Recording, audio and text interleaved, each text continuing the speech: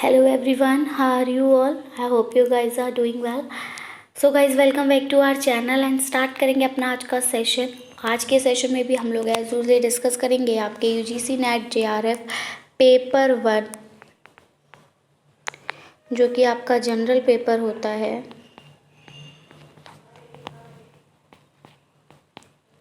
उसकी यूनिट 1 का एक इम्पॉर्टेंट टॉपिक जिसका नाम है principle and effective ways of teaching. शिक्षण के क्या सिद्धांत होते हैं और क्या वो बेहतर तरीके हैं जिससे शिक्षण किया जा सकता है, जिससे शिक्षण करना बेहतर रहता है, जिससे शिक्षण अधिगम की जो प्रक्रिया है वो स्थायी रहती है, परमानेंट रहती है। तो इन सभी को हम इस वीडियो में डिस्कस करेंगे।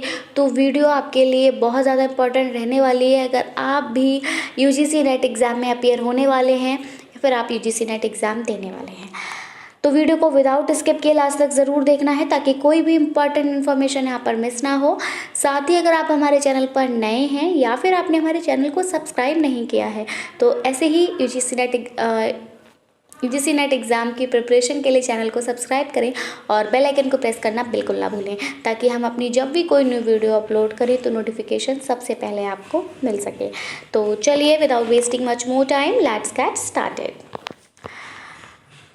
So, here the first point says that according to APJ Abdul Kalam, teaching is a novel profession that shapes an individual's character, caliber and future. If people remember me as a good teacher, that will be the biggest honor. APJ Abdul Kalam ने कहा था, बात करें अगर उनके according तो उन्होंने कहा था कि जो टीचिंग है, जो शिक्षण है, ये एक बहुत ही ज़्यादा एक नोबल प्रोफेशन है जो कि क्या करता है, किसी भी एक इंडिविजुअल के कैरेक्टर को क्या करता है, शेप करता है, उसको शेप देता है, उसके कैलिबर को शेप देता है और उसका फ्यूचर बनाता है, बिल्कुल बनाता है। एक टीचर ही तो एक डॉक्टर, एक इंजीनियर, आईपीएस ऑफिसर, ये सब एक टीचर के द्वारा ही तो बनाए जाते हैं। आप बताइए, आप सोचिए कि अगर आपको पढ़ाने वाला टीचर ही ना हो तो क्या आप इंजीनियर बन पाएंगे? मैकेनिकल इंजीनियर, अगर हम एग्जांपल लेते हैं, अगर कोई मैकेनिकल इंजीनियर है और वो कोई कार डिज़ाइन कर रहा है तो किया उसने, अगर कोई कार डिज़ाइन किया तो उसके लिए उसको लेसन्स किसने दिए थे? उसको वो कार डिज़ाइन करने की वेस किसके द्वारा मिली थी?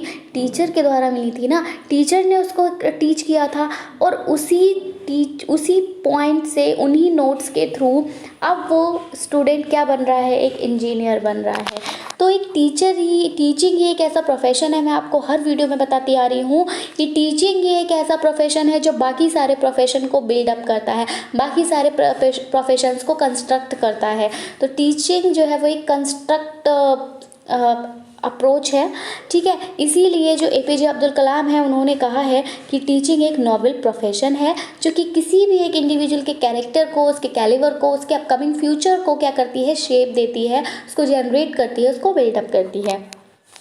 If people remember me as a good teacher, और वही अगर आप भी टीचर हैं और अगर आपको लोग एक अच्छे टीचर की तरह याद रखते हैं तो ये आपकी सबसे बड़ी अचीवमेंट होती है। एक टीचर के लिए जो सबसे बेस्ट अवार्ड होता है वो क्या होता है कि उसके जो स्टूडेंट्स हैं वो उसको एज अ बेस्ट टीचर याद रखें।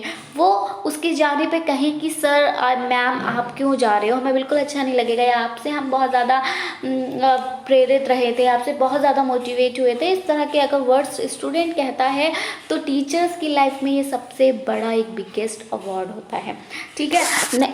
ये एपीजे अब्दुल कलाम ने कहा था। हिंदी में भी देखेंगे, एपीजे अब्दुल कलाम के अनुसार शिक्षण एक महान पेशा है जो किसी व्यक्ति के चरित्र, उसकी क्षमता और भविष्य को आकार देता है।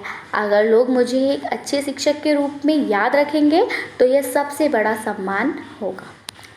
Next point, teaching aptitude evaluates candidates who want to enter the teaching profession based on their knowledge and skills. अब ये जो टीचिंग एप्टीट्यूड है, आपके यूजीसी नेट एग्ज़ाम में जो आपका फर्स्ट पेपर होता है उसमें आपको फर्स्ट यूनिट में टीचिंग एप्टीट्यूड क्यों दिया जाता है? क्योंकि यूजीसी नेट एग्ज़ाम क्रैक करके आप कहीं ना कहीं असिस्टेंट प्रोफेसर के लिए एप्लीकेबल होने जा रहे हैं, एलिजिबल होने जा रहे हैं।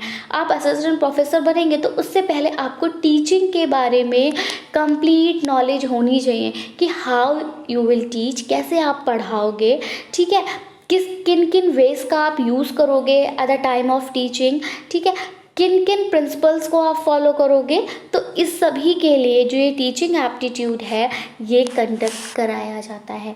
ये टेस्ट करता है आपकी एबिलिटी को, आपकी स्किल्स को, कि आप में टीचिंग की क्या एबिलिटी है, आप में टीचिंग की क्या स्किल है, ठीक है।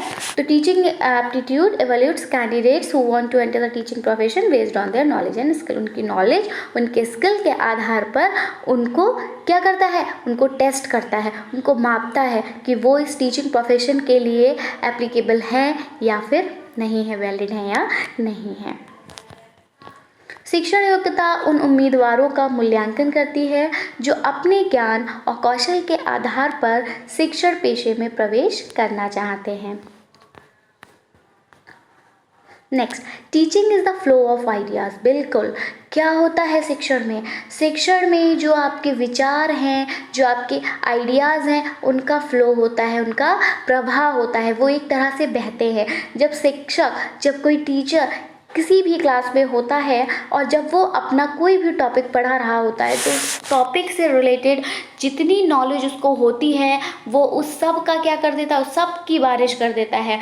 किन पर? स्टूडेंट्स पर। सो दैट जो स्टूडेंट्स यहाँ पर लर्निंग कर रहे हैं वो सारी नॉलेज को क्या कर सकें, एक्वायर कर सकें और फिर उसको वो यूज़ कर सकें, ठीक है। तो इसीलिए हम कह रहे हैं कि जो टीचिंग है वो फ्लो ऑफ आइडियाज़ है। यहाँ पर इंस्ट्रक्शंस का भी फ्लो होता है। टीचर इंस्ट्रक्शंस देते हैं आपको, डू इट लाइक दैट और डू दैट और whatever, and knowledge from teacher to student, और टीचर के द्वारा स्टूडेंट तक नॉलेज जाती है। क्लास में अगर आप रिटन वर्क भी करा रहे हैं उससे भी स्टूडेंट को नॉलेज मिलती है in the form of vocabulary. आप अगर बोर्ड पर उनको क्वेश्चन आंसर्स करा रहे हैं, वो आपसे क्वेश्चन पुट अप करेंगे, सर इस वर्ड का मीनिंग क्या है, तो आप आंसर करेंगे that the meaning of this word is that, okay. तो यहाँ से भी उनको नॉलेज मिल रहा है। तो टीचिंग जो है, ये शिक्षण जो है, यहाँ पर तो बस क्या होता है, नॉलेज का, इंस्ट्रक्शंस का और आइडियाज़ का बहाव होता है, गंगा जमुना बह जाती है। चलिए नेक्स्ट है शिक्षण शिक्षक से छात्रों तक विचार। शिक्षण शिक्षक से छात्रों तक विचारों, निर्देशों और ज्ञान का प्रभाव होता है। अब हम जानेंगे इफ़ेक्टिव वेज ऑफ टीचिंग। क्या वो तरीके हैं जिनसे कि शिक्षण को बेहतर बनाया जा सकता है या जिनसे कि शिक्षण जो है वो बेहतर होता है। तो the teacher should start with simple ideas and move towards explaining complex things gradually. ये आप सभी ने पढ़ा होगा कि टीचर को स्टार्ट करना चाहिए बहुत ज़्यादा सिंपल वे से और फिर धीरे धीरे कॉम्प्लेक्सिटी की ओर उसको जाना चाहिए। बट स्टार्ट किसके साथ करना चाहिए? बिल्कुल सिंप्लिसिटी के साथ, ओके। तो जैसे कि मैं एक कॉमन सा एग्जांपल लेती हूँ कि अगर आप बच्चे को फोर्स पढ़ाने जा रहे हो या फिर अगर आप बच्चे को मोशन पढ़ाने जा रहे हो तो पहले आप बच्चे से पूछिए कि मोशन एक्चुअली में है क्या। अगर मैं यहाँ से इधर क्लास में, आप खुद ही राउंड लगाइए और आप बोलिए मैं क्लास में यहाँ से इधर राउंड लगा रहा हूँ तो क्या मैं मोशन में हूँ? बच्चा कहेगा yes sir you are in motion, ठीक है। तो इस तरह से आप स्टूडेंट को पहले सिंपल से स्टार्ट कराइए, जो उसके पास उसकी जो प्रायर नॉलेज है उसको ध्यान में रखते हुए आप स्टार्ट करिए और फिर आप धीरे धीरे धीरे कॉम्प्लेक्स होते चले जाइए। तो शिक्षक को सरल विचारों से शुरुआत करनी चाहिए बिल्कुल, और धीरे धीरे जटिल चीज़ों को समझाने की ओर बढ़ना चाहिए। The teacher should move. Maths की अगर हम बात करें, मैथमेटिक्स में आप सबसे पहले स्टार्ट करते हो काउंटिंग से। अगर आपको विदाउट काउंटिंग डायरेक्ट ऐड करा दिया जाए, क्या आप वो कर पाएंगे? नो। अगर आपको काउंटिंग ही नहीं आती देन आप ऐड कैसे करेंगे? नहीं कर पाएंगे, बिल्कुल पॉसिबल ही नहीं है। तो इसीलिए जिस तरह से आपको मैथ्स में मास्टर्स बनाने के लिए काउंटिंग से स्टार्ट करता है कोई भी टीचर। पहले आप काउंटिंग सीखते हैं, काउंटिंग के बाद आप टेबल सीखते हो, आप नंबर नेम सीखते हैं, फिर आप एडिशन पे जाते हैं। एडिशन भी आपको कैसे कराया जाता है? क्या डायरेक्ट आपको सम दे दी जाते हैं कि do it and solve? No, क्या कराया जाता है? आपसे जनरल वे में क्वेश्चंस पूछे जाते हैं। मान लीजिए टीचर अपने पास कुछ टॉफीज लेकर आता है और वो बोलता है मेरे हाथ में अभी कितनी टॉफीज है, बच्चे काउंट करके बताते हैं सर 5 टॉफीज आ गया। ओके, अगर मैं इनमें से 2 टॉफीज किसी भी एक बॉय या किसी भी एक गर्ल को क्लास में दे देता है कि मैंने ये 2 टॉफीज मैंने इनको दे दी, now tell me how many are left. Students तुरंत आंसर करेंगे कि अगर 2 टॉफीज चली गई एंड 5 टॉफीज थी तो कितनी बची?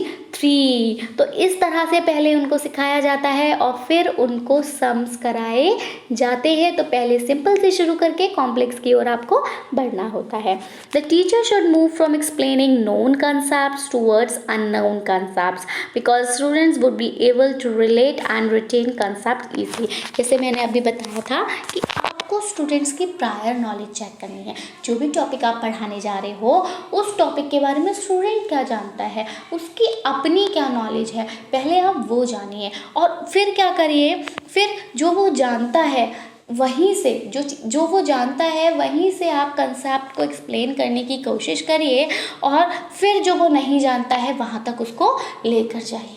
ठीक है, जैसे कि अगर आप कोई भी चैप्टर पढ़ाने जा रहे हो, ठीक है, तो पहले जैसे मान लीजिए अगर आप एनिमल्स का ही चैप्टर पढ़ाने जा रहे हैं तो पहले आप उनसे पूछिए एनिमल्स क्या होते हैं। वो बताएंगे एनिमल्स कौन है, एनिमल्स भी लिविंग बींग्स होते हैं। अच्छा ठीक है, एग्जाम्पल दीजिए। तो अब उनके घरों में जो भी पेट्स होते हैं वो उनके नेम लेंगे कि ma'am dog is a animal, cat is a animal. Okay, तो कैट और डॉग एनिमल हैं, ये उन्होंने बताया। अब आप समझ गए कि इनको यस एनिमल्स के बारे में जानकारी है। अब आप कहेंगे आपने कैसे बोला कि ये एनिमल ही है, ह्यूमन बीइंग क्यों नहीं है? अब वो आंसर देंगे तो उनका आंसर क्या रहने वाला है? अब वो फिजिकल अपीयरेंस की बेस पे बताएंगे कि मैम ये एनिमल है और ये ह्यूमन बीइंग है।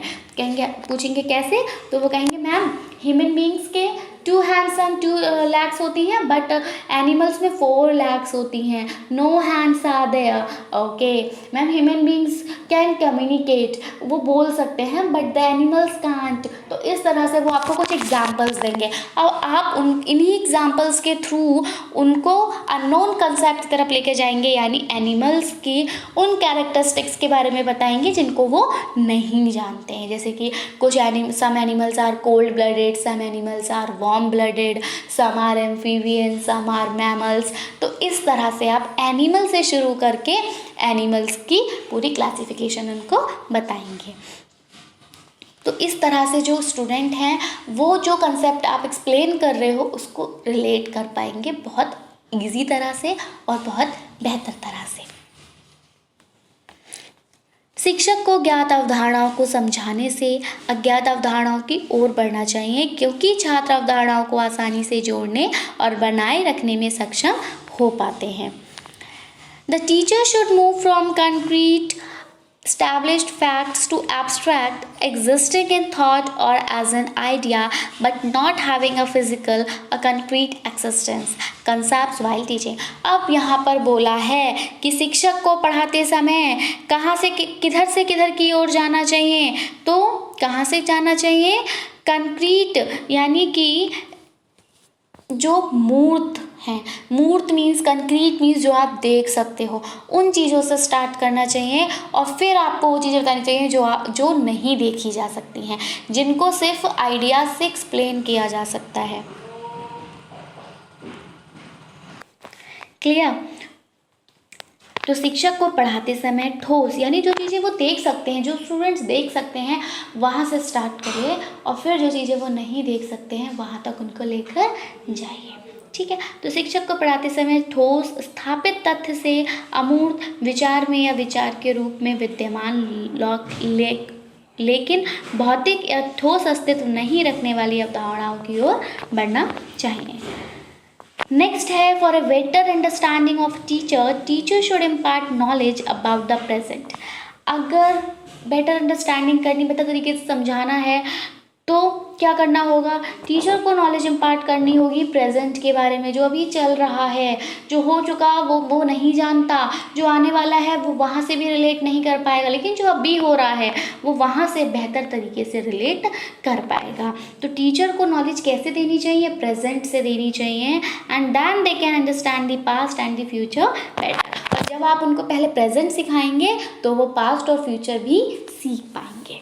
ठीक है, तो शिक्षक को बेहतर समझ के लिए शिक्षक को वर्तमान के बारे में ज्ञान देना चाहिए, तभी वे अतीत और भविष्य को बेहतर ढंग से सीख पाएंगे। जब आप उन्हें ऐसे बताओगे ना कि अभी आपने उनको बताया कि अभी ये क्या हो रहा है, वो बोलेंगे मैम मैं काम कर रहा हूँ।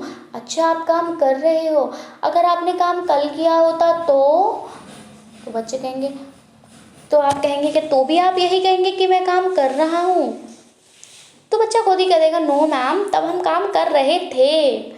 अच्छा, अगर आप कल काम करेंगे तो मैम कल हम काम करेंगे। तो इस तरह से वो क्या करेंगे, वो खुद ही आपको आंसर्स करेंगे, खुद से रिलेट करेंगे। तो पहले आपको उनको स्टार्ट करना है प्रेजेंट से, फिर पास्ट और फ्यूचर में वो खुद पहुंच जाएंगे। The teacher should teach from particular by explaining facts and move towards general laws and its derivatives. Teacher को क्या करना चाहिए, टीचर को एक पर्टिकुलर फैक्ट से स्टार्ट करना चाहिए और फिर उसके लॉज और उसके डेरिवेटिव्स तक पहुंचना चाहिए। जैसे कि क्लास में अगर नाउन पढ़ा रहे हो तो पहले आपको नाउन की डिफिनेशन देनी है। What is noun, noun is a name of a person, place, animal, thing, ये सब आपने बता दिया। आपने बोला ये Ram, who is Ram, Ram is a noun, okay. Who is Sita, Sita is a noun.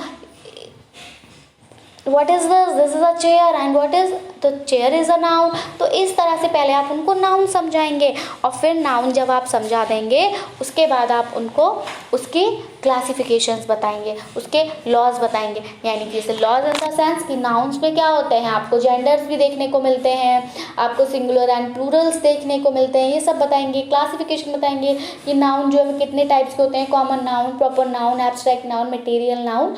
ठीक है, तो इस तरह से आप उनको पर्टिकुलर टॉपिक जो आप पढ़ा रहे थे उसको पूरा एक्सप्लेन करेंगे। तो शिक्षक को किसी विशेष तथ्य को समझाकर पढ़ाना चाहिए और सामान्य कानून और उसके व्युत्पत्तियों की ओर जो है धीरे धीरे बढ़ना चाहिए। जैसे कि अगर आपने ग्रेविटेशन पढ़ाया बच्चे को, अब आपने बताया कि ठीक है आप एक काम करिए, बॉल को ऊपर उछालिए, क्या होगा, बच्चा खुद बताएगा मैम जब मैं बॉल को ऊपर उछालूंगा तो बॉल आसमान में टंगी नहीं रह जाएगी, वहाँ से हमें हेलो नहीं बोलने वाली, क्या करेगी, तुरंत नीचे आ जाएगी। क्यों आ रही है बॉल नीचे, कुछ तो कारण होगा बॉल का नीचे आने का।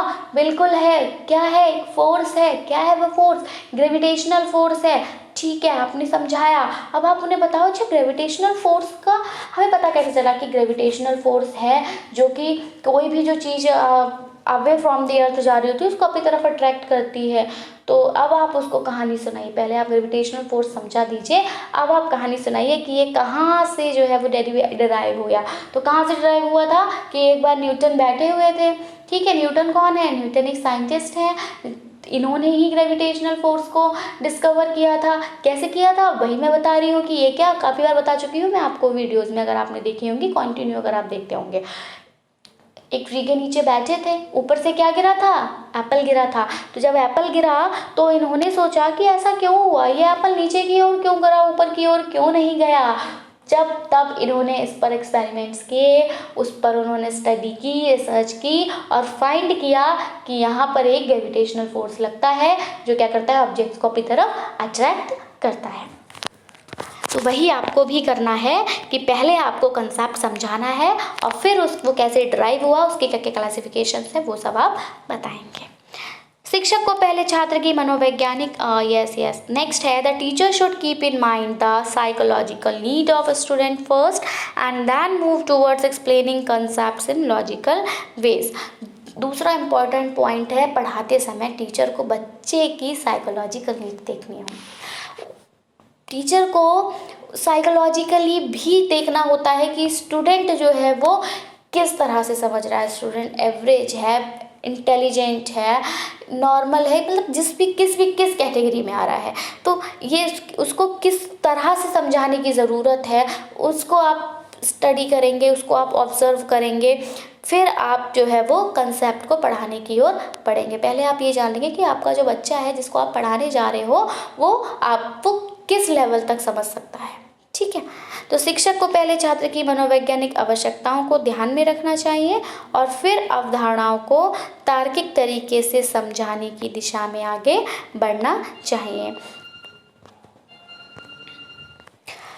The teacher should divide the topic into parts to make the student understand better.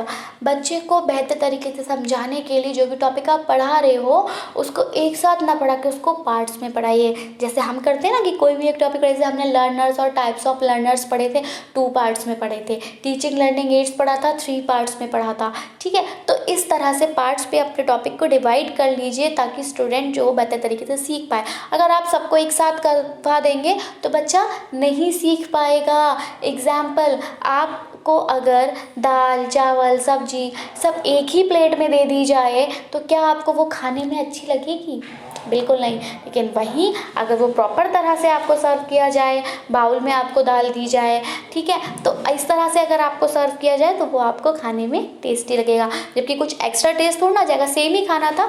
तो वही रिप्रेजेंट करना भी यहाँ पर मैटर करता है। तो आप कैसे अपने जो आप समझाने जा रहे हो उसको कैसे रिप्रेजेंट कर रहे हो, तो उसको क्या करिए, टॉपिक्स में डिवाइड करिए और फिर स्टूडेंट्स को समझाइए, बेहतर तरीके से सीखेंगे। So that's all about our lesson. अब भी कंप्लीट नहीं हुए हैं, कुछ हमारी और बाकी बेस रह गई हैं जिनको हम अपने नेक्स्ट पार्ट में कवर करेंगे। तो that's it from my side. मिलेंगे अपनी नई वीडियो के साथ। Till then take care and bye bye. Thanks for watching. Thanks, have a nice day.